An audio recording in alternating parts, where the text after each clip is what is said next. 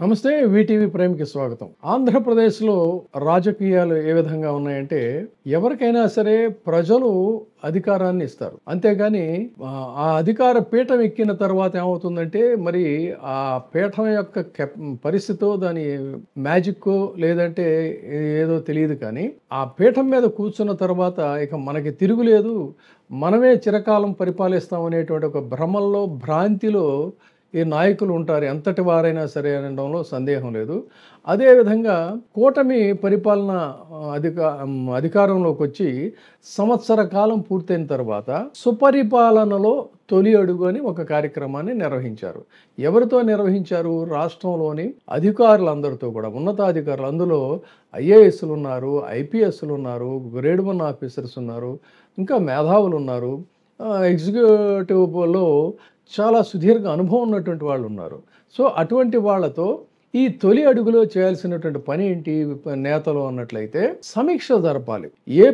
ఏడాది కాలంలో మనం ఏం ప్రోగ్రామ్స్ ఎలా ఉన్నాయి, వేటిల్లో ప్రోగ్రెస్ ఎక్కువగా ఉంది, ఎక్కడ లాగింగ్ బిహైండ్ ఏంటి, ఎక్కడ మనకు మైనస్లు ఉన్నాయి, వాటిని రెక్టిఫై చేసుకోవటం ఎలా, ఈ ల్యాప్సెస్ ఎక్కడ జరుగుతున్నాయి అనే దాని మీద ఒక సమీక్ష జరిపి బాగున్న వాటికి ఏదైనా ప్రశంసలు చేయొచ్చు. కానీ అక్కడ జరిగిందేంటి? నలుగురు అనాలి కాబోలు, ముఖ్యమంత్రి, ఉప ముఖ్యమంత్రి, విద్యాశాఖ మంత్రి ప్లస్ బీజేపీ అధినాయకురాలు రాష్ట్రానికి. వీళ్ళు చేసినటువంటి ప్రసంగాలు ఎలా ఉన్నాయంటే అసలు నిద్ర లేచిన దగ్గర నుంచి ఈ కూటమి నాయకులకి వాళ్ళ మీడియాకి ఒకే ఒక సింగిల్ టార్గెట్ ఎవరంటే జగన్మోహన్ రెడ్డి ఇదే గోల తప్ప అసలు అది ఏ అంశమైనా కావచ్చు కాక ప్రతిదీ వాళ్ళకి కళ్ళల్లో కనిపించేది జగన్మోహన్ రెడ్డి. అక్కడ జరగాల్సినటువంటి ఎగ్జిక్యూటివ్ సమావేశంలో జరగాల్సినటువంటి ఇదాన్ని ఒక రాజకీయ సభ కింద మార్చేసి రాజకీయ ప్రసంగాలు చేయటం ఏంటనేది చాలా ఆశ్చర్యం అనిపించింది. అసలు అక్కడ పైగా ఇంకొక ఆశ్చర్యం ఏంటంటే ఇక్కడే గమనించాల్సింది, అధికారాన్ని ఎవరికి ఇస్తారు? ప్రజలు ఇస్తారు అధికారాన్ని, అంతే తప్ప మీరు కాదు. మేము వీళ్ళని రానివ్వం, మేమే 15 సంవత్సరాలు ఉంటాం అనడంలో డెమోక్రసీలో ఇది ఆటోక్రసీ కాదు, ఇది డెమోక్రసీలో ఎంత హాస్యాస్పదమైనటువంటి జోక్గా దీన్ని అభివర్ణించాలి. మీరెవరు కంటిన్యూ అవ్వడానికి? అసలు ఒకసారి ఆంధ్రప్రదేశ్ చరిత్ర తెలిస్తే చంద్రబాబు నాయుడు గారికి ఎలాగో తెలుసు, కానీ పాపం ఆయన కూడా ఇప్పుడు ఎందుకో వాస్తవాలను మాట్లాడడానికి ఆయన కూడా ఇష్టం ఉండట్లేదు. ఎడాపెడా ఏది పడితే అది మాట్లాడటం, చంద్రబాబు గారు సైతం జగన్మోహన్ రెడ్డినే టార్గెట్ చేయడంతో కాలక్షేపం చేస్తున్నారు తప్ప ప్రజలకు ఇచ్చినటువంటి హామీలు ఏంటి, వాటిని ఎలా ఫుల్ఫిల్ చేయాలి ఏంటి అనేది లేదు. ఈ బుకాయింపులు అడ్డగోలుగా ఉండేది 15 సంవత్సరాలు లేదా 20 సంవత్సరాలు వీళ్ళు అధికారంలో ఉంటారు. ఉండండి, బాగానే ప్రజలకు మంచి చేస్తే కావాల్సింది పరిపాలన, సుపరిపాలన అంటే ప్రజలకు మంచి చేయడం. మీరు ఏ సుపరిపాలన అందించారనేటువంటిది ప్రజలు గమనిస్తున్నారు. లా అండ్ ఆర్డర్ గురించి మాట్లాడుతున్నారు. లా అండ్ ఆర్డర్ ఎంతమంది పోలీసులు నిత్యం వీళ్ళ పని ఏంటి అన్నట్లయితే వైసీపీ వాళ్ళ మీద కేసులు పెట్టడం, అల్పజీవుల మీద కూడా జీవులను సైతం కోర్టులకు తీసుకెళ్ళడానికి డజన్ల సంఖ్యలో పోలీసులను డిప్లాయ్ చేయటం, వాళ్ళని కోర్టులకు తీసుకెళ్ళటం, పోలీస్ స్టేషన్లకు తీసుకెళ్ళటం, వాళ్ళు పట్టుకోవడానికి ఊళ్ళు వెళ్ళటం, ఈ డబ్బంతా కూడా దీనికోసం ఖర్చు చేస్తున్నారు తప్ప లా అండ్ ఆర్డర్ అనేక మంది పైగా మహిళల భద్రత గురించి మాట్లాడతారు. ఎంత పసికొందల్ని చిదిమేస్తూ ఉంటే, అనాచారాలు అత్యాచారాలు జరుగుతుంటే వాటికి సంబంధించి లేదు. ఎంతసేపు ఈ సేవలో పోలీసులు నిమగ్నం అవుతూ ఉంటే లా అండ్ ఆర్డర్ని ఎలా వాళ్ళు ఆర్గనైజ్ చేస్తారు చెప్పండి. ఇది సుపరిపాలన అంటున్నారు. ఏంటి సుపరిపాలన? విద్యార్థులు ఫీజులు వాళ్ళకి రియంబర్స్మెంట్ లేక వాళ్ళు అలో లక్ష్మణానే చేస్తున్నారు, టీచర్లు గొడవ చేస్తున్నారు, క్లాస్ 4 ఎంప్లాయీస్ గొడవ చేస్తున్నారు, ఎడ్యుకేటెడ్ వీళ్ళు అన్ఎంప్లాయిడ్ ఎడ్యుకేటెడ్ వాళ్ళు ఇదవుతూ ఉన్నారు. ఏ కార్నర్లో ఏ శాఖలో చూసినా అసంతృప్తి, దానికి అది చాలదన్నట్టుగా సుపరిపాలన అని చెప్తున్నారు. మీరు స్టార్ట్ చేయండి, అనంతపురం టు శ్రీకాకుళం వరకు అడ్డగోలుగా ప్రకృతి సంపదలను దోచేసుకుంటా ఉన్నారు. ఇది సుపరిపాలన అని చెప్పని అనుకోవాలి. దీని గురించి ఇవన్నీ కూడా సమీక్ష చేయకుండా జగన్మోహన్ రెడ్డి గురించి మాట్లాడతారు, ఆయన అధికారంలోకి రాడని. మరి ఇక్కడ అంటే మీరేమనుకుంటున్నారంటే 3 పార్టీలు కలిసాయి కాబట్టి ఇక ఇది బ్రేక్ అవ్వకుండా ఉంటే ఈ పీఠం మనకే చిరస్థాయిగా ఉంటుంది అనుకుంటున్నారు. కానీ డిసైడింగ్ ఫ్యాక్టర్స్ పబ్లిక్. ఓటర్లు ఎప్పుడు కూడా మీకు బాండింగ్గా ఉండరు. ఓటర్ల యొక్క ఇది మారుతూ ఉంటుంది గాలి. మరి మీరు అదేదో టెక్నిక్ అనుకున్నారు కాబట్టి మంది అనుకుంటున్నారు, అది కూడా ఎప్పుడు ఆల్వేస్ పనిచేయదు. ఇక్కడ ఒకసారి లీడర్షిప్ క్వాలిటీస్ అనేవి కనుక చూసుకున్నట్లయితే, ఎవరు అధికారంలో ఉన్నారనేది చూసుకున్నట్లయితే, సుదీర్ఘకాలం పాటు అధికారంలో ఉన్నటువంటి వాళ్ళు ఎవరూ లేరు. ఆంధ్రప్రదేశ్ ఏర్పాటైన తర్వాత నీలం సంజీవ్ రెడ్డి గారు 3 సంవత్సరాలు 2 నెలలు పరిపాలించారు. తర్వాత దామోదరం సంజీవ్ గారు 2 సంవత్సరాలు 2 నెలలు పరిపాలించారు. మళ్ళీ నీలం సంజీవ్ రెడ్డి గారు 1 సంవత్సరం 9 నెలలు పరిపాలించారు. కాసు బ్రహ్మానందరెడ్డి గారు 7 సంవత్సరాల 6 నెలలు ఆయన పరిపాలించాడు. తర్వాత పివి నరసింహారావు గారు 1 సంవత్సరం 3 నెలలు పరిపాలించారు. ప్రెసిడెంట్ రూలు ఒక 9 నెలలు ఉంది. జలగం వెంగళరావు గారు ఆయన ఒక 4 సంవత్సరాలు 2 నెలలు పరిపాలించారు. మరి చెన్నారెడ్డి గారు 2 సంవత్సరాల 6 నెలలు పరిపాలించారు. తర్వాత టంగుటూరి అంజయ్ గారు 1 సంవత్సరం 4 నెలలు పరిపాలించారు. భవన వెంకటరామ్ గారు ఒక 6 నెలలు పరిపాలించారు. ఆ తర్వాత నుంచి ఒక 3 నెలలు విజయభాస్కర్ రెడ్డి గారు పరిపాలించారు. ఇక్కడే ఆంధ్రప్రదేశ్ రాజకీయాల చరిత్ర గతిని మార్చినటువంటి ప్రాంతీయ పార్టీల యొక్క హవా ప్రారంభమైంది ఏంటి అన్నట్లయితే ఎన్టీ రామారావు గారితో మొదలైంది. ఎన్టీ రామారావు గారు స్టార్టింగ్లో 1 సంవత్సరం 6 నెలలు పరిపాలించారు. ఆ తర్వాత నాదెండ్ల భాస్కరరావు గారి ఎపిసోడ్ అందరికీ తెలిసిందే.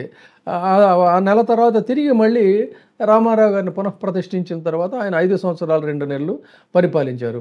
ఇక్కడే గమనించాల్సింది ఏంటంటే, ఒక ఉద్యమ పతాకగా పైకెగసినటువంటి ఎన్టీ రామారావు గారి తెలుగుదేశం పార్టీ, అంత జనాలు జేజేలు కొట్టి హారతులు పట్టినటువంటి పార్టీ, ఆయన కేవలం పరిపాలించింది 5 సంవత్సరాల 2 నెలల తర్వాత ప్రజలు నిర్ద్వందంగా తిరస్కరించారు. మనకి ఇక తిరుగులేదు, కాంగ్రెస్ పార్టీ పని అయిపోయింది, దీన్ని చితగొట్టేసాం అనుకున్న పరిస్థితుల్లో తిరిగి మళ్ళీ కాంగ్రెస్ పార్టీకి పట్టం కట్టాక మరి చెన్నారెడ్డి గారు ముఖ్యమంత్రి అయ్యారు.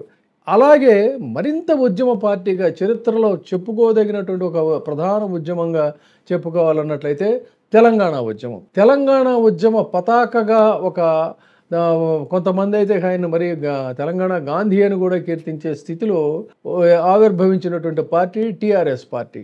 ఆ టీఆర్ఎస్ పార్టీ కూడా అంత ఉద్యమ స్థాయిలో ఆయన ఇదైనా కూడా ఆయన కేవలం పనిచేసింది 2 టర్మ్స్ మాత్రమే. తర్వాత మళ్ళీ ఇక కాంగ్రెస్ పార్టీ పని అయిపోయింది అనుకున్న రోజున తిరిగి మళ్ళీ అదే ప్రజలు ఆ సెంటిమెంట్ని అంత బలంగా విత్తనం మర్రి చెట్టును నాటినట్టుగా నాటినా కూడా తిరిగి ఆయన్ని ఓడించారు. ఇది ఇక్కడ గమనించాలి. అదేవిధంగా మరి చెన్నారెడ్డి గారు సంవత్సరం చేశాక జనార్దన్ రెడ్డి గారు సంవత్సరం 8 నెలలు చేశారు. కోట్ల విజయభాస్కర్ రెడ్డి గారు 2 సంవత్సరాలు 2 నెలలు పనిచేశారు. మళ్ళీ తిరిగి ఎన్టీ రామారావు గారు అధికారంలోకి వచ్చారు. ఇక్కడి నుంచి జాగ్రత్తగా మనం గమనించినట్టయితే ఎన్టీ రామారావు గారు అధికారంలోకి వచ్చిన తర్వాత అంటే 12 డిసెంబర్ 94వ సంవత్సరం నుంచి ఆయన సెప్టెంబర్ 95 వరకు 7 నెలల పరిపాలన సాగించారు. 7 నెలల పరిపాలన సాగించిన తర్వాత ఆయన నుంచి లాక్కోబడినటువంటి దీంట్లో అధికారాన్ని లాక్కొని తను ముఖ్యమంత్రి పీఠం మీద కూర్చున్నటువంటి వ్యక్తి ఎవరు అన్నట్లయితే చంద్రబాబు నాయుడు గారు. ఈయన 95 నుంచి 99 వరకు పరిపాలించారు. అంటే ఇది ఇక్కడ జాగ్రత్తగా గమనించాలి. ఆ తర్వాత ఆయన ఎన్నికలకు వెళ్ళిన తర్వాత మళ్ళీ తిరిగి అధికారాన్ని కైవసం చేసుకున్నారు. కైవసం చేసుకుంటే ఆల్ టుగెదర్ లెక్కేసుకున్నట్లయితే ఎంత అయింది అక్కడ 8 సంవత్సరాల 7 నెలలు అయింది. 8 సంవత్సరాల 7 నెలల తర్వాత తిరిగి మళ్ళీ వైఎస్ రాజశేఖర రెడ్డి గారి నాయకత్వంలో ఆయన అధికారంలోకి వచ్చారు. అధికారంలోకి వచ్చిన తర్వాత ఆయన 5 సంవత్సరాల 3 నెలలు పరిపాలించారు. రెండోసారి కూడా మళ్ళీ రాజశేఖర రెడ్డి గారి అధికారంలోకి వచ్చారు. దురదృష్టవశాత్తు ఆయన ప్రమాదంలో మరణించారు. కాదన్నట్లయితే ఒక రికార్డు క్రియేట్ చేసి ఉండేవాడు 10 సంవత్సరాలు పరిపాలన చేసినటువంటి ముఖ్యమంత్రిగా. ఆ పరిస్థితుల దృష్ట్యా రోసయ్య గారు 1 సంవత్సరం 2 నెలలు, కిరణ్ కుమార్ రెడ్డి గారు 3 సంవత్సరాల 3 నెలలు, ఆ తర్వాత రాష్ట్రపతి పాలన ఒక 3 నెలలు, ఇలా జరిగిన తర్వాత రాష్ట్రం విడిపోయింది. దీనికంటే కొంచెం మనం ముందుకి మళ్ళీ ఒకసారి వెనక్కి వెళితే ఎన్టీఆర్ నుంచి తీసుకున్నటువంటి పార్టీగా 95 నుంచి 99 వరకు చంద్రబాబు నాయుడు గారు పరిపాలించారంటే ఆయన ఇండివిజువల్గా ఆయన ఎలక్ట్ అవ్వలేదు సీఎంగా. ఇది ఇక్కడ గమనించాలి. తర్వాత ఏం చేశారు, ఆయన 96లో లోక్సభకి సిపిఐ సిపిఎంతో కలిసి జతకట్టి ఎన్నికలకు వెళ్ళారు, ఓడిపోయారు. 99లో ఏం చేశారు, 99 2004లో బీజేపీతో కలిసి వెళ్ళిన పరిస్థితి. తర్వాత రాష్ట్రం విడిపోయిన తర్వాత 2014 నుంచి 19 వరకు అప్పుడు మళ్ళీ ఆయన అధికారంలోకి వచ్చారు.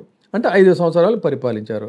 కానీ మళ్ళీ కొంచెం మనం వెనక్కి వెళితే 2009లో సిపిఐ సిపిఎం టీఆర్ఎస్ పార్టీతో అసెంబ్లీ ఎలక్షన్లకు వెళ్ళి ఘోరంగా ఓటమి పాలైన సంగతి కూడా ఇక్కడ గమనించాలి. తర్వాత ఇప్పుడు కూటమితో అధికారంలోకి వచ్చిన తర్వాత ఒక ఏడాది కాలం పూర్తయింది. అంటే ఇక్కడ గమనించాల్సింది ఏంటి, పూర్తిగా 10 సంవత్సరాలు 2 టర్మ్స్ కంటిన్యూస్గా పరిపాలన చేసినటువంటి ముఖ్యమంత్రి అంటూ ఎవ్వరూ లేరు ఆంధ్రప్రదేశ్ చరిత్రలో ఎవ్వరూ లేరు. అటువంటిది ఈ చరిత్ర తెలియకుండా, వీటి పూర్వాపరాలు తెలియకుండా మేమే ఉట్టికట్టుకొని ఊగులాడతాం, 15 సంవత్సరాలు 20 సంవత్సరాలు ఉంటామని మీకు మీరు డిసైడ్ చేసేసుకుంటే ఇంకా ఓటర్లు ఎందుకు ఓట్లు వేయాల్సినటువంటి పనే ఉంది. డిసైడింగ్ ఫ్యాక్టర్స్ ఓటర్స్ కదా. అంటే ఎంత మితిమీరినటువంటి విశ్వాసం ఇది. అంటే అధికారుల సమావేశంలో చేయాల్సినటువంటి ప్రసంగాలు చేయకుండా రాజకీయ ఉపన్యాసాలు చేస్తూ నోటికొచ్చినట్టుగా మాట్లాడటం అనేటువంటిది ఎంతవరకు ఔచిత్యవంతంగా ఉంటుంది, ఓటర్లు ప్రజలు కూడా గమనిస్తున్నారు. జగన్మోహన్ రెడ్డి విషయానికి వద్దాం. ఇప్పుడు చంద్రబాబు నాయుడు గారి యొక్క టెన్యూర్ మొత్తం మనం చూసాం కదా. ఆయన ప్రస్థానంలో కమ్యూనిస్టులతో కలిశారు, టీఆర్ఎస్తో కలిశారు, బీజేపీతో కలిశారు, ఇప్పుడు తాజాగా జనసేన బీజేపీతో కూడా కలిశారు తప్ప ఇండివిజువల్గా ఫైట్ చేసి ఒక లీడర్గా ఆయన నిలబడినటువంటి హిస్టరీ అయితే చంద్రబాబు నాయుడు గారికి లేదు. జగన్మోహన్ రెడ్డి విషయానికి వచ్చినట్టయితే ఆయనని జాతీయ పార్టీ అధికారంలో ఉన్నటువంటి పార్టీ. ఈ రోజున మీరు రాష్ట్ర స్థాయిలో ఏ విధంగా అయితే వేటాడుతున్నారో ఆ రోజు జాతీయ స్థాయిలో తాను చెప్పిన మాట వినలేదనేటువంటి కక్షతో 16 నెలల పాటు ఆయన్ని జైల్లో ఉంచేటువంటి పరిస్థితి ఆ రోజు ఇటు చంద్రబాబు నాయుడు గారు కాంగ్రెస్ పార్టీ ఉభయులు కూడా కలిసి చేసినటువంటి ఫలితంగా ఆయన 16 నెలలు జైల్లో ఉండొచ్చారు. అయినా కూడా అన్కాంప్రమైజ్డ్గా వచ్చి పార్టీని దాన్ని డెవలప్ చేసి బిల్డప్ చేసి ఒంటరిగా ఎన్నికలకు వెళితే అధికారానికి చేరువలో వచ్చి కొద్దిలో స్వల్ప తేడాతో ఓడిపోయారు. ఎందుకు ఓడిపోయారు అది అన్నట్లయితే తర్వాత గ్రహించింది, లక్షల సంఖ్యలో ఓటర్లన్నీ కూడా అక్కడ దానికి ఎవిడెన్సెస్ అన్నీ కూడా ఉన్నాయి. లక్షల సంఖ్యలో ఓటర్లు తారుమారు చేయటం హైదరాబాద్ కేంద్రంగా ఒక గోల్మాల్ వ్యవహారం జరిగింది ఫలితంగా అని చెప్పని దాన్ని నెక్స్ట్ ఎలక్షన్లోకి వచ్చేసరికి ఏం చేశారు, దాన్ని సరిదిద్దుకోవడం ద్వారా తిరిగి మళ్ళీ అధికారంలోకి సింగిల్ లార్జెస్ట్ పార్టీగా 5 సంవత్సరాల పాలన పూర్తి చేశారు. సెకండ్ టర్మ్ వచ్చేసరికి మళ్ళీ పాలనలో ఉన్నటువంటి కొన్ని లోపాలు కానీ, 2 సంవత్సరాల కోవిడ్ వ్యవహారం కానీ, లేకపోతే విపరీతమైన విశేషమైనటువంటి మీడియా దుష్ప్రచారం వల్ల కానీ, లేదు కాంబినేషన్ ఆఫ్ ద ఓట్స్ ఒక పోలరైజేషన్లో కానీ మొత్తంగా ఆయనకి 10% తేడాతో, ఇక్కడ 11 సీట్లు వచ్చాయా 1 సీట్ వచ్చిందా అనేటువంటిది కాదు ప్రాతిపదిక, ఓవరాల్గా వచ్చినటువంటి పోలరైజేషన్లో 10% ఓట్ల తేడాతో ఓడిపోయాడు. కానీ ఈరోజు ఇండివిజువల్గా ఎవరికి ఎన్ని శాతం ఓట్లు వచ్చినాయి అంటే ఆంధ్రప్రదేశ్లో the biggest parties none other than 40% ఓట్లు ఎక్వైర్ చేసినటువంటి పార్టీగా తెలుగుదేశం పార్టీ, ఇటు వైఎస్ఆర్సీపీ పార్టీ, 2 పార్టీలు, మిగతా అన్ని తోక పార్టీలే, ఈ 2 పార్టీలే నిలబడ్డాయి. అయితే వీళ్ళేమనుకుంటున్నారు, ఈ కాంబినేషన్ 10% ఓట్ షేర్ ఏదైతే తేడా ఉందో ఇది ఎప్పటికీ కూడా కాంక్రీటెడ్గా మనకే ఉంటుంది, ఎందుకంటే వీళ్ళని చితగొట్టేస్తున్నాం, అక్రమంగా కేసులు పెడుతున్నాం, లేవకుండా కొడుతున్నాం అని చెప్పి అనుకుంటున్నారు. కానీ ఇలాంటి వాటికి తట్టుకొని నిలబడినటువంటి వ్యక్తే జగన్మోహన్ రెడ్డి కాబట్టి ఖచ్చితంగా డెఫినెట్గా మళ్ళీ అదే దీంతో గత అనుభవాలను దృష్టిలో పెట్టుకొని ఈసారి ఏవిఎంలైనా ఈవీఎంలైనా ఇంకేఎంలైనా సరే వాటన్నిటినీ కూడా రెమెడీస్ ఒక అనుభవం వచ్చినప్పుడు గతంలో లక్షల సంఖ్యలో బోగస్ ఓట్లని ఏ రకంగా అయితే అధిగమించారో ఈసారి జరుగుతున్న పరిణామాల్లో ఎలా మనం ఓవర్కమ్ అవ్వాలనేటువంటిది కూడా వాళ్ళకి ఒక గుణపాఠం. ఇక నాయకత్వం విషయానికి వచ్చినట్టయితే ఎంతమంది నాయకుల్ని మీరు జైళ్ళల్లో పెడుతున్నా తిరిగి అంతమంది మళ్ళీ వాళ్ళ తర్వాత తరం వాళ్ళు కూడా పుట్టుకొస్తున్నటువంటి సంగతి గమనించాలి. ఏడాది కాలంలో లేవకుండా స్తబ్దుగా ఉండాల్సినటువంటి పార్టీ వాళ్ళ ఉద్యమ పార్టీగా వచ్చి అనేక ప్రజా సమస్యల మీద ఉద్యమిస్తున్నటువంటి పార్టీని మీరు తోలుదేస్తారా, తాటదేస్తారా, ఏం చేస్తారా అనేటువంటిది పబ్లిక్ గమనిస్తున్నారు. సరే మీరు చేసే పనులు మీరు చేయండి, ప్రజలు కూడా చేసే పని చేస్తారు. కానీ ఖచ్చితంగా డెఫినెట్గా జగన్మోహన్ రెడ్డిని మీరు ఏదో చేసేయాలి, లేవకుండా చెతక్కోటాలనేది అర్థమైనటువంటిది అనుభవరాహిత్యంతో చెప్తున్నటువంటి మాట తప్ప మరొకటి కాదు. ఈ దేశంలో ప్రజాస్వామ్యంలో ఎవరికీ కూడా యూనిలేటర్గా ఒక బ్రూట్ మెజారిటీ ఇచ్చి మీరే దోచుకోండి, మీరే దాచుకోండి, మీరే పరిపాలన సాగించండి అని ప్రజలైతే అనరు. అధికారాన్ని ఇచ్చేది ప్రజలు తప్ప పుచ్చుకునేది మీరు కాదు, ఇచ్చేది వారు ఇస్తేనే ఎవరైనా పుచ్చుకోవాలి. ఇది గమనించండి. ఇప్పుడే సబ్స్క్రైబ్ చేయండి, లైక్ చేయండి, షేర్ చేయండి. WEIGH TV ప్రైమ్, మీ ఉత్తమాభిరుచుల సమ్మేళనం.